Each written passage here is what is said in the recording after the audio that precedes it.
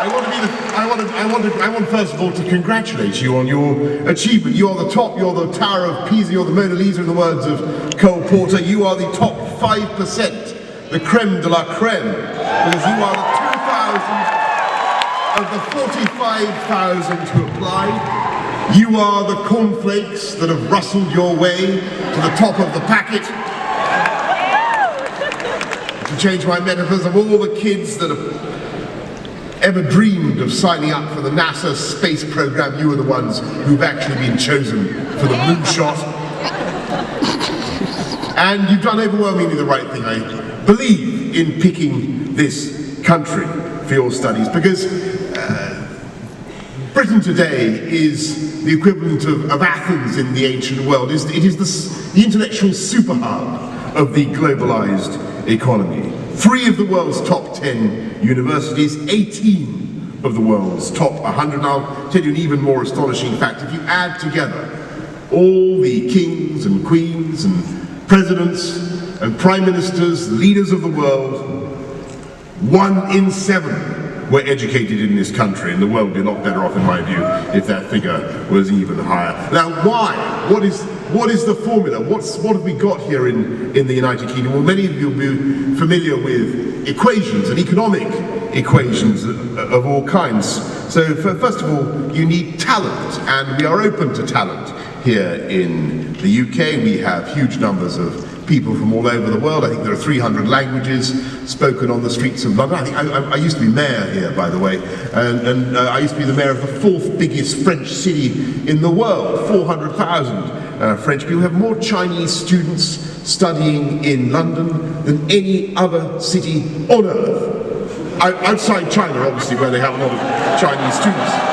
And so we have talent, we have openness to talent. It is vital, by the way, I say this to everybody who may be thinking about how Britain is going to chart its course in the years ahead. It is vital that we remain open to talent, isn't it?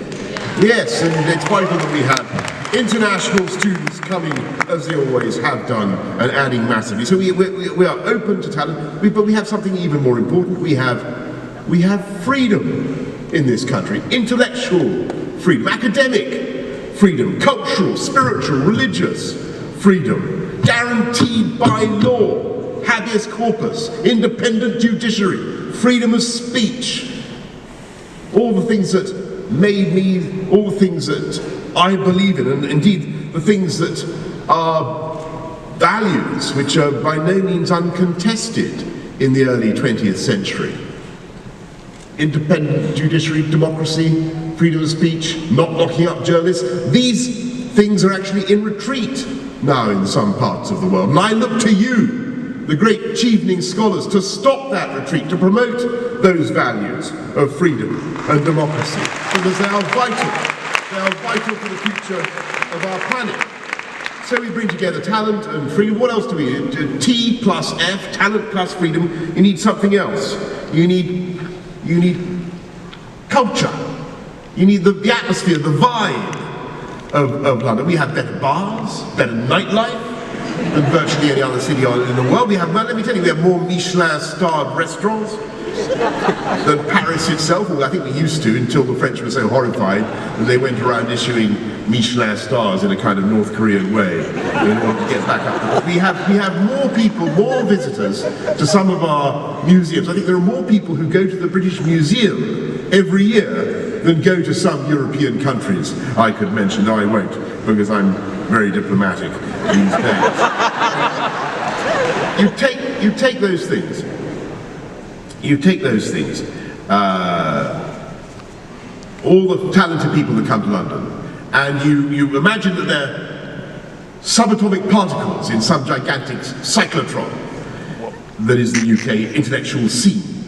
And then you supercharge that cyclotron with freedom and with the cultural energy, the atmosphere, the vibe that I have described.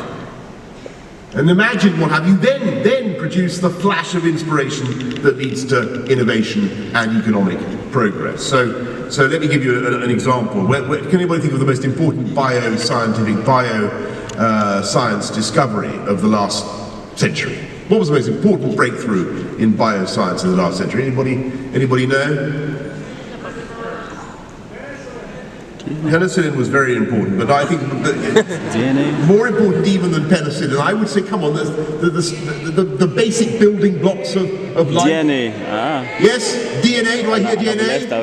I do.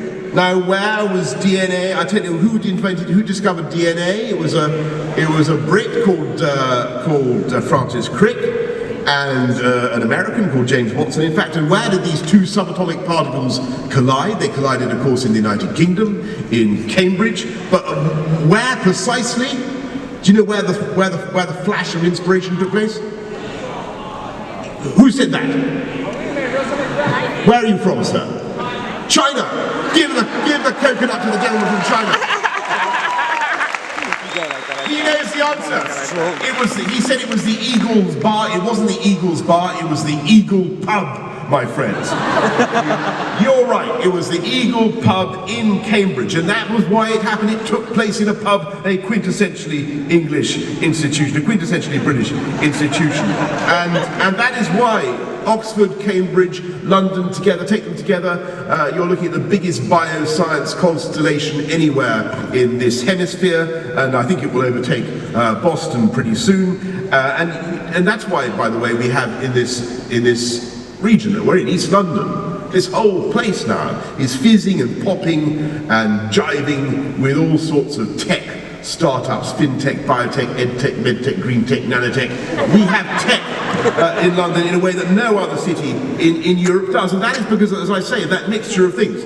So it's talent, T, plus F, freedom, plus C, culture, equals FIP, flash of inspiration, which equals innovation, which equals pounds. That is why Oxford, my old university, Oxford, has just been named, I'm proud to say, as the world's #1 university. Cambridge alone has produced more Nobel winners than every university in Russia and China, I'm afraid to say, my friend, added together. Russia, or more than any university in Russia and China, added together and then multiplied by 2. And so that is the formula. T plus F plus C equals FIP equals pounds equals innovation that has made Britain the home of innovation for centuries. And let me just ask you in conclusion, where do you think the world's first TV set was turned on? Anybody know? London, thank you. It wasn't Blackpool. Where was it? In a room above the Bar Italia in what is now Frith Street in Soho. Where was the world's first light bulb illuminated? London. Where was penicillin? Somebody mentioned penicillin. Where was penicillin? Does anybody know where penicillin was invented? Whereabouts? Not Edinburgh, no, almost. Actually, it was London. It was in Praed Street in Paddington, a very useful thing to have, by the way, a penicillin after a night out in Praed Street, I'm given to understand. And where was the world's first machine gun? Hadn't gone. Where was the world's first catch machine? Enfield. What was the most important, never mind DNA, what was the most important bioscience discovery of the last 200, but what was the most important scientific breakthrough of the last 200 years? The one that really made us think about man's place in the universe. What was the most important theory? Steam engine. What? The theory of evolution. Who said that? Well done. It's a theory of evolution. Of course it is. The theory of evolution. A theory, by the way, that is denied in some great democracies I could name. But never mind. We know it's right. We know it underpins all our scientific thinking. Where was Charles Darwin? Edinburgh. Not Edinburgh. No, I'm afraid he was not in Edinburgh. Anybody know where Charles Darwin was when he postulated the theory of evolution? Where do you know where Charles Darwin was? He was in which city? He was in London. He was in London, my friends. And whereabouts in London was he? Excelsior. He was in Bromley. He was in Bromley in London. Has anybody been to Bromley? No. I hope you go to Bromley as soon as possible. When you go to Bromley and you behold the people of Bromley and you meet them and you will understand their natural, intellectual and physical advantages, and you will understand how Darwin came to advance his doctrine of natural selection and survival of the fittest later. And I hope you will go to Bromley, and I hope you will enjoy yourselves, dear Chevening scholars, here in our country. Thank you very much for coming. Thank you for choosing our country.